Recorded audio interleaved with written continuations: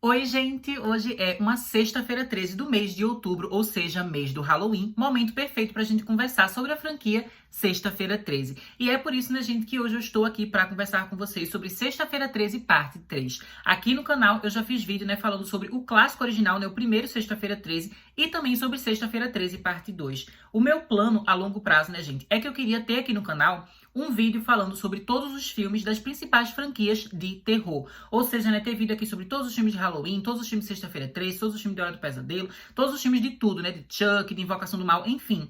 Mas é um plano que, como eu falei, é a longo prazo, né? Não é como se eu estivesse agora fazendo um vídeo atrás do outro, não. Mas aos pouquinhos, né, eu vou ficar lançando vídeos até ter vídeo aqui sobre todos os filmes de todas essas franquias. Como eu falei, de Sexta-feira 13 já tem aqui o filme 1 e 2, né? Hora do Pesadelo eu já falei sobre o primeiro filme, né? Eu sei também que, né, Jogos Mortais, recentemente, eu falei sobre todos os filmes aqui, porque eu fiz uma maratona, né, antes do lançamento de Sol X, né, Jogos Mortais 10, que chegou no cinema, então tem todos os vídeos aqui. Esse ano também teve um filme novo, né, da franquia A Morte do Demônio, Evil Dead, então também já tem vídeo sobre todos os filmes de Evil Dead aqui no canal, né, então se vocês gostam de terror, vão lá assistir esses vídeos. Mas, enfim, né, vamos voltar aqui a falar sobre Sexta-feira 13. O que acontece, né, gente, que eu já cheguei, inclusive, a falar pra vocês nos meus vídeos antigos sobre os outros filmes da franquia Sexta-feira 13, é que essa franquia aqui, né, basicamente é uma saga que eu tenho opiniões meio polêmicas, assim, sobre os filmes. Eu não amo todos os filmes. Tem alguns que eu gosto muito, mas tem outros que eu não gosto e tem uns que eu odeio, sabe? É uma franquia, assim, que ela é bem complicada pra mim, a franquia Sexta-feira 13, mas, obviamente, eu sempre falo com vocês com honestidade. Então, quando eu não gosto, eu falo mesmo do que eu não gosto, e quando eu gosto, eu falo mesmo, e é isso,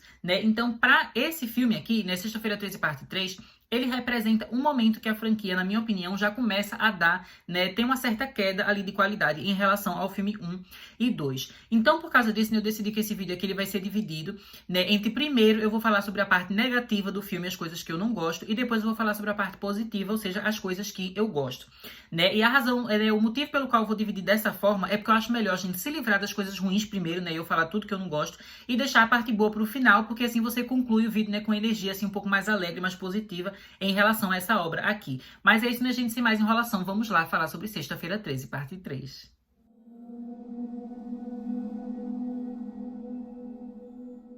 Eu acho, né, gente, que os meus dois maiores problemas com esse filme aqui são, em primeiro lugar, né, o fato de que Sexta-feira 13, parte 3, ele não tem nada de novo pra trazer pra essa franquia, né? A maior parte do filme parece apenas uma repetição do que a gente viu antes, né? Sendo que eu sinto que o primeiro filme, ele tem uma coisa diferente, assim, da gente meio que tentar descobrir quem é esse assassino, né? Que todas as mortes são filmadas, né, do ponto de vista de quem está matando, então a gente não sabe sua identidade até o final do filme, que a gente acaba descobrindo, né, que é a Pamela, a mãe do Jason, né? Então eu gosto de como o filme é construído dessa forma, parecendo um mistério. Já no segundo filme, eu gosto daquele aspecto, assim, da lenda sobre o Jason, né? Que eles começam a falar ali sobre o Jason, mas a gente passa uma boa parte do filme também sem ter certeza se é o Jason mesmo que está ali matando todo mundo ou não, porque até então a gente conhecia o Jason apenas como aquela criança que tinha morrido ali naquele lago, né, perto do acampamento do Crystal Lake. Então a gente não sabe direito qual é essa história, né? Além da gente ter toda aquela discussão, né, sobre o Jason, ele ter essa ligação, assim, dele com a mãe, que ele viu a própria mãe morrer, então por isso que ele quer meio que se vingar, que ele tá meio perdido ali, né? Então eu gosto de como o filme ele vai criando toda essa coisa mística ao redor ali do Jason, né? Essa lenda do Jason e esse questionamento, né, de será que é ele que está matando ali as pessoas ou não.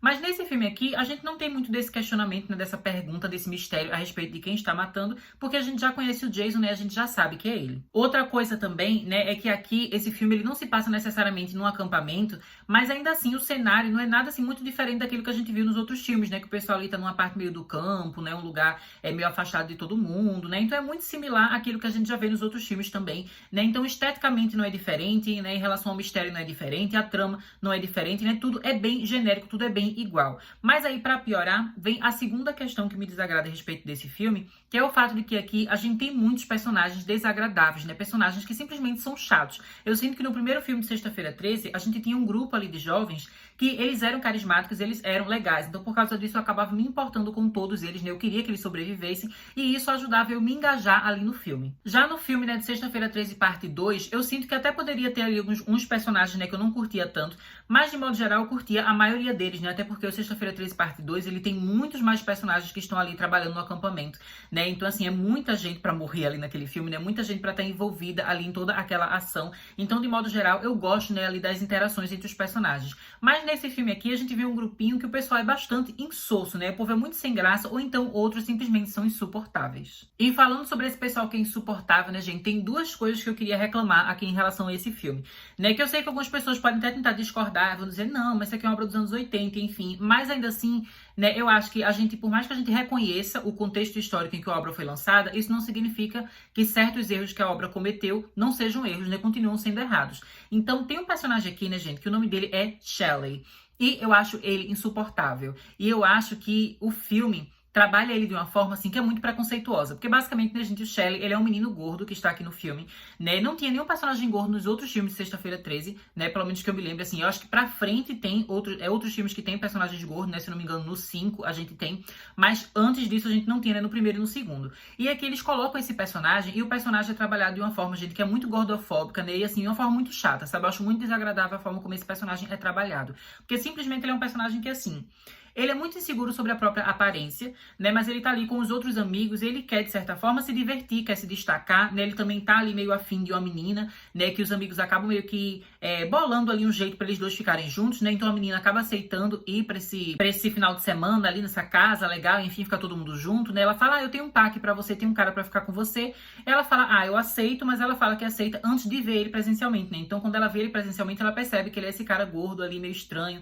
Então fica uma coisa assim meio do filme, né? Será que esse menino gordo aqui, ou seja feio, ou seja estranho, ou seja inferior, vai conseguir conquistar essa menina aqui que é super bonitinha, que é magra, que é linda, enfim, né? Então fica ali, né, todo um diálogo ali entre eles, um negócio meio estranho entre eles, que a gente vê que o cara, ele é super tabacudo, super besta, sabe? Que ele quer o tempo todo chamar a atenção dela, que ele quer chamar a atenção de todo mundo, né? Que ele já que ele se sente feio e inferior, ele quer arranjar uma outra forma, né, de se tornar ali popular, de se tornar legal entre os amigos. Então ele fica fazendo umas piadinhas, né, umas gracinhas que são muito chatas e muito irritantes, né? Inclusive ele tem uma mania muito chata de ficar fingindo que está em perigo, né? Fingindo que está morrendo e assustando os colegas.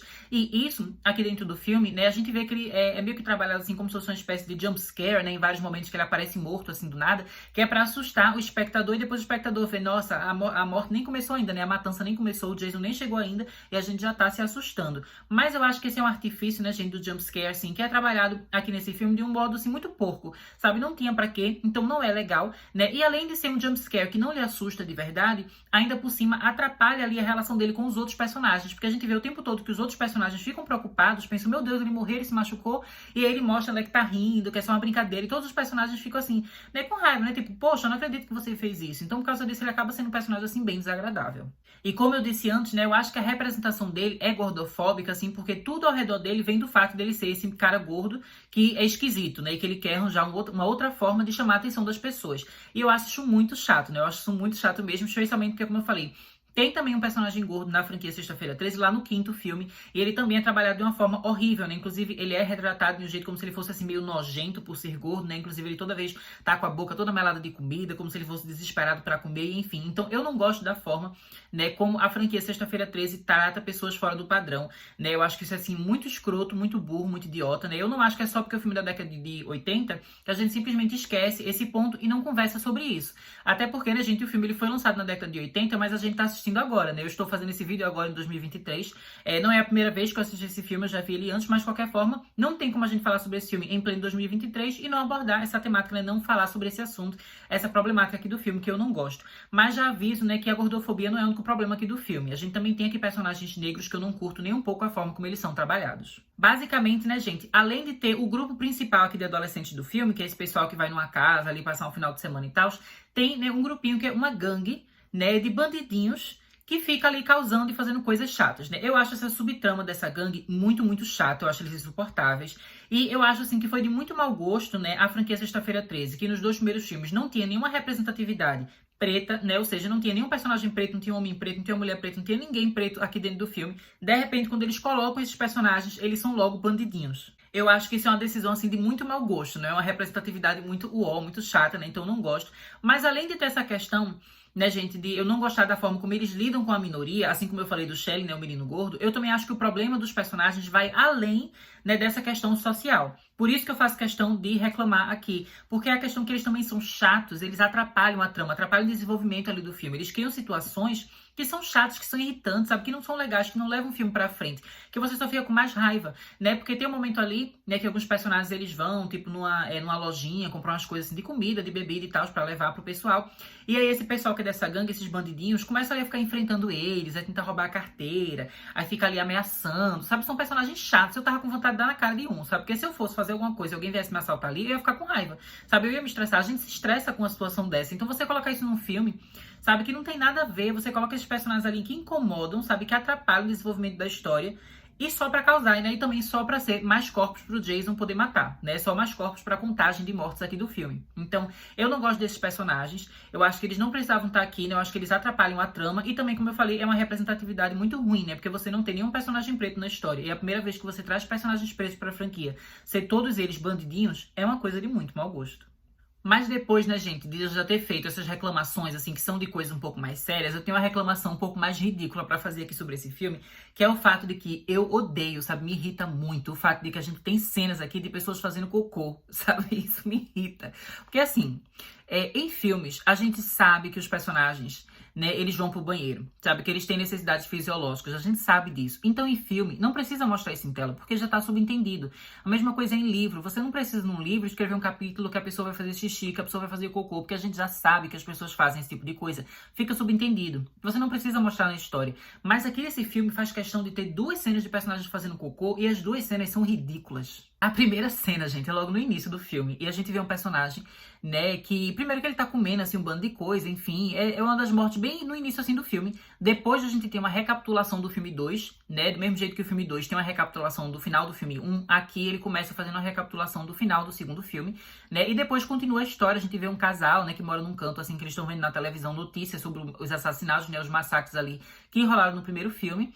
E aí, o cara, ele tá lá comendo várias coisas, não sei o que, depois ele sai correndo pra ir no banheiro.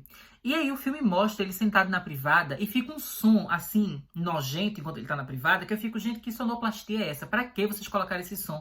Pra que vocês fizeram essa cena? Mas tudo bem, o cara tá ali sentado na privada, sendo que o problema é que o Jason, ele parece que ele tá se escondendo ali, meio que na região do banheiro, que o banheiro é meio escuro, assim, meio grandão, e o Jason tá ali. E aí o cara, né, o Jason começa a fazer barulho. E aí o cara, gente, que estava ali cagando, ele simplesmente se levanta da privada, né? E a gente não escuta. Primeiro, não tem nenhum barulho de descarga, ou seja, ele não deu descarga no cocô que ele estava fazendo. Segundo, não tem ali nenhum chuveirinho, não tem também nenhum papel higiênico, a gente não vê ele pegando papel higiênico, a gente não vê ele fazendo nada. Ele simplesmente se levanta e puxa a calça.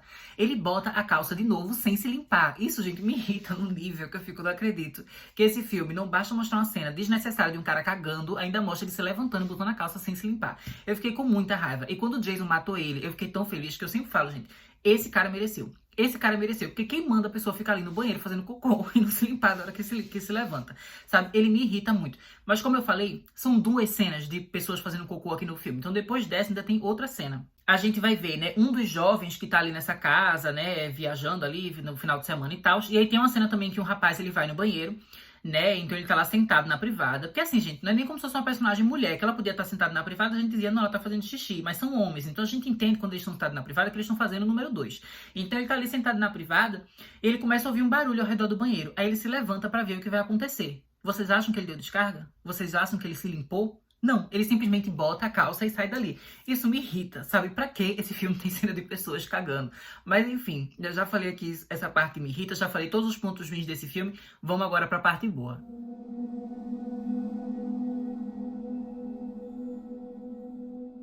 O primeiro ponto positivo, né, gente, que eu preciso falar pra vocês a respeito desse filme é o fato de que ele é um slasher que se leva a sério, ou seja, ele é um slasher não irônico. E isso é algo que eu gosto bastante.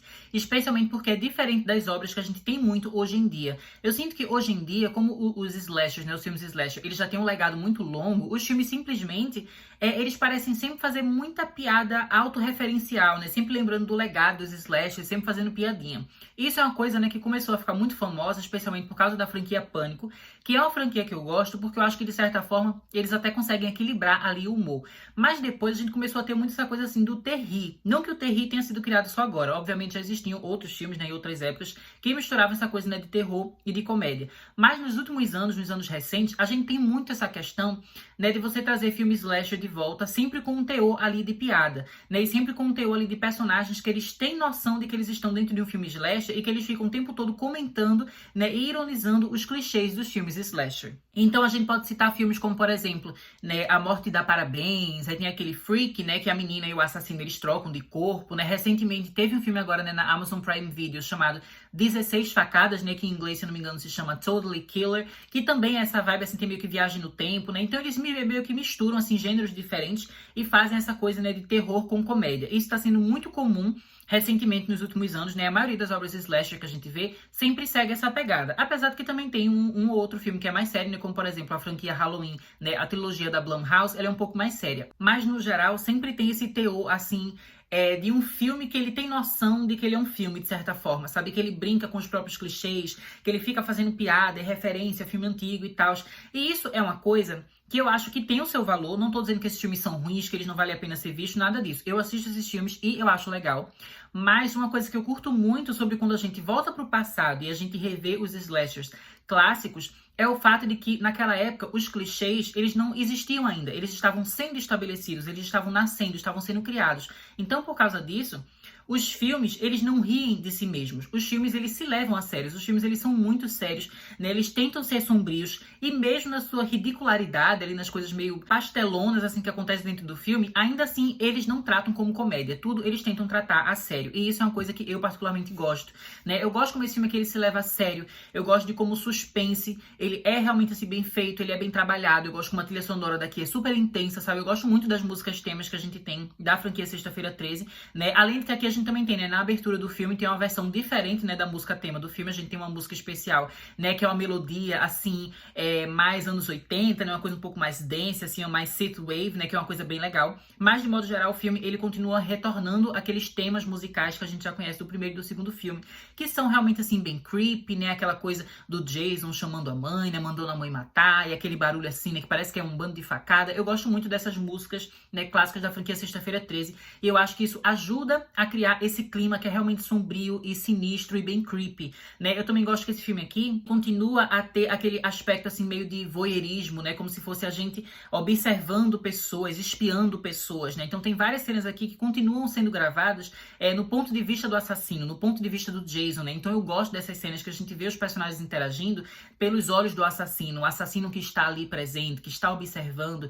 Tudo isso vai dando aquele clima, né, de suspense, aquele clima sombrio, aquele clima que você sabe que a desgraça vai acontecer a qualquer momento, né? E eu gosto disso. Eu gosto dessa coisa, né, de um slasher que é mais sério. É uma coisa que eu sinto falta mais nos dias de hoje, né? E que os slashers antigos, eles sempre conseguem, né, entregar pra gente. Outra coisa que eu preciso dizer, né, gente, que esse filme fez muito bem é a questão da sensualidade no filme, né? Porque do mesmo jeito, assim, como eu digo, né, gente, não é porque é um filme dos anos 80 que simplesmente o que ele faz tá certo, né? Porque a antiga era assim mesmo. Não, tem coisas que a gente deve reclamar e tem coisas que a gente deve, né, aplaudir. E eu acho que a forma como esse filme aqui trabalha a sensualidade é algo que a gente deve aplaudir. Eu achei que foi muito legal, porque em nenhum momento eu senti que houve objetificação das personagens femininas. Que isso é algo que eu sinto que rola lá no segundo filme. Inclusive, eu cheguei a comentar aqui com vocês em vídeo, né? Que a forma como as cenas são filmadas, né? Como tudo é dirigido, a gente vê que é uma exploração, assim, muito maior do corpo feminino, né? Existe aquele male gaze, né? Aquela forma muito masculina de observar o corpo feminino, né? E explorá-lo em tela. Aqui nesse filme eu já não sinto isso. Eu acho que ele é muito mais parecido com o primeiro, né? Que o primeiro já tinha um aspecto, assim, mais sensual, porque a gente sabe que esses personagens aqui são bando de adolescentes que estão com tesão, que querem se pegar, e o Jason sai matando todo mundo. Então o sexo é uma parte importante aqui da história, mas eu acho que esse filme trabalha, né, equilibrando muito bem a representação do corpo masculino e do corpo feminino. A gente tem aqui um momento super sensual, né, que tem uma menina que ela tá tomando banho, mas eu não achei que nada foi feito de mau gosto, né? Do mesmo jeito que a gente também tem cena dos personagens masculinos, né? Tem um personagem masculino que ele fica sem camisa, camisa e tudo mais. Eu acho que o filme explora o corpo dele de uma maneira sensual, mas também que não objetifica ele, né? Então achei bem legal. Além também tem uma cena de sexo aqui entre esse casalzinho, né? Que são os dois personagens, basicamente, que aparecem sem roupa no filme, né? Eu acho que a cena de amor deles também é gravada, assim, de uma forma que é muito bem feita, sabe? Com muito bom gosto. Então eu gosto desse aspecto aqui. Acho que foi, né, uma correção em relação ao segundo filme, né? Porque o segundo filme já vai pra um lado que eu não curto muito, e esse aqui recuperou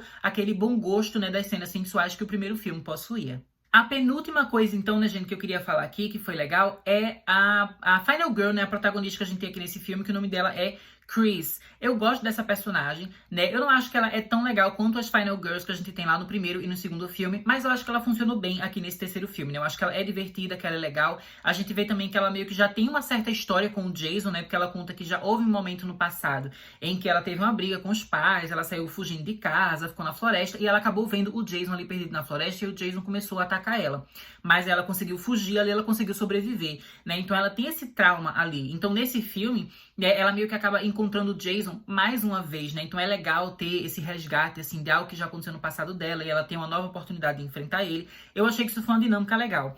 Apesar de que, né, eu preciso dizer que, como a gente só vê agora essa personagem, ela simplesmente contar e que já viu o Jason antes, né? Se você sente ali uma forçadinha, né? Porque não foi nada do que a gente viu no primeiro e no segundo filme. É basicamente uma trama que aconteceu ali com o Jason, que eles inventam aqui nesse terceiro filme, né? Então dá uma ideia de que é meio forçada. Você sabe, assim, que não é incluída muito naturalmente na história, mas ao mesmo tempo eu acho que não cria nenhum furo na narrativa da franquia como um todo, né? Então funciona, né? É forçadinho, mas é legal, né? Essa dinâmica entre eles. Então eu gosto do enfrentamento deles ali no final do filme, né? Acho que ela é uma Final Girl super divertida, super legal, né? Então ela entra aqui como um ponto positivo. E o último ponto positivo, né, gente, não poderia deixar de ser o fato de que esse filme, ele é em 3D, né? Então foi por isso, gente, que no início do vídeo eu estava, né, com meu óculos 3D. Vocês devem ter pensado que eu era uma pessoa meio louca, né? Porque eu comecei o vídeo, assim, de óculos e não falei nada sobre isso. Mas é que Sexta-feira 13 3 é muito conhecido exatamente por ser o filme 3D da franquia Sexta-feira 13, né? E esse Blu-ray aqui que eu tenho, né, gente, vocês podem ver que tá aqui escrito, né, a coleção de 8 filmes. Ele vem, né, desde o primeiro filme de Sexta-feira 13 até o filme 8, que é aquele, né, que o Jason vai pra Manhattan, vai pra Nova York, enfim.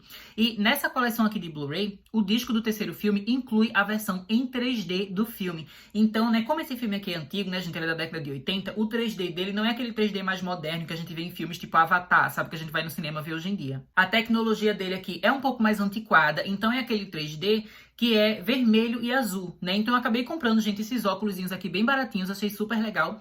E coloquei na minha televisão, né, pra assistir em 3D. Eu achei que o 3D, ele foi muito divertido, gente. Eu sempre tive curiosidade de saber como era esse filme aqui em 3D, né? Nas outras vezes que eu vi, eu não tinha assistido em 3D, obviamente, né, porque eu vi na internet. Enfim, no Brasil, eu acho que não vende nem DVD desse terceiro filme, Sexta-feira 13, né? Deve ter vendido em alguma época, mas não é algo comum e fácil de achar nas lojas. Então, eu sempre assistia na internet não tinha a versão 3D.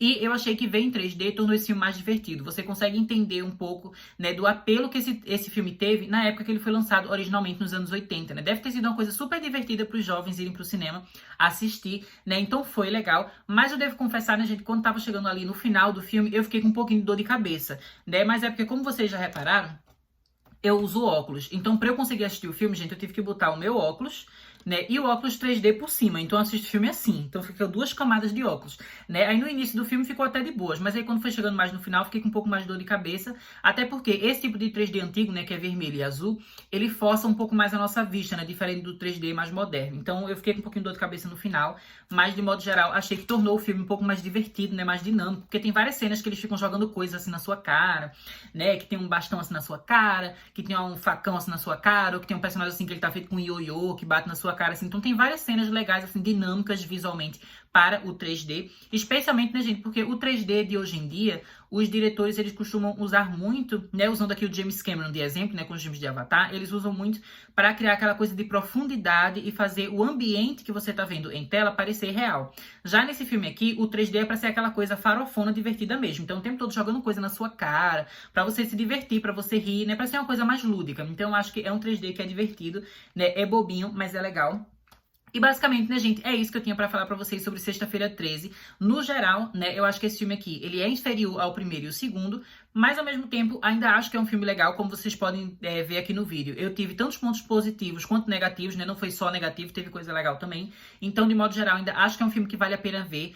Gente, pausa emergencial. Eu já estava editando esse vídeo quando finalmente eu percebi que eu esqueci de falar uma das coisas mais importantes desse filme, né? No caso, eu até tinha anotado isso no meu caderninho, né? Que eu tenho um caderninho que eu anoto tudo que eu vou falar nos meus vídeos pra eu lembrar. E tem um aspecto que eu esqueci de falar no vídeo, que é o fato, né, gente, de que nesse filme aqui é o momento que finalmente o Jason, ele vai ganhar a sua máscara icônica, né? Porque lá no primeiro filme, o Jason, ele não tem aquela máscara, porque o Jason, né, ele não é o assassino principal do filme, é a mãe dele. Ele só vai aparecer lá no fim, né, como aquela criança meio zumbi que aparece na água, né? Então ele só aparece lá no finalzinho do filme. Aí no segundo filme, né, de Sexta-feira 13, ele tá com aquele saco de batata na cabeça, né? Então ainda não é a máscara dele oficial, né, icônica, enfim. Mas nesse filme aqui, finalmente, é o momento que ele vai ganhar aquela máscara de hóquei, né? Então, assim, é um momento muito icônico, né? E só mostra como esse filme aqui, né, ele é importante para os fãs de slasher, né? Porque é um filme, assim, que é histórico. Foi o momento que o Jason finalmente, né, ganhou o seu visual icônico que a gente lembra e reconhece até os dias de hoje. Né? Se você já viu esse filme aqui, aproveite, né, o dia de hoje para revê-lo, né? E se você nunca viu esse filme, gente, corram para ver pela primeira vez, que eu acho que essa franquia vale muito a pena conhecer, né? Então é isso, né, gente? Eu espero que vocês tenham gostado desse vídeo. Deixo vocês por aqui. Até mais!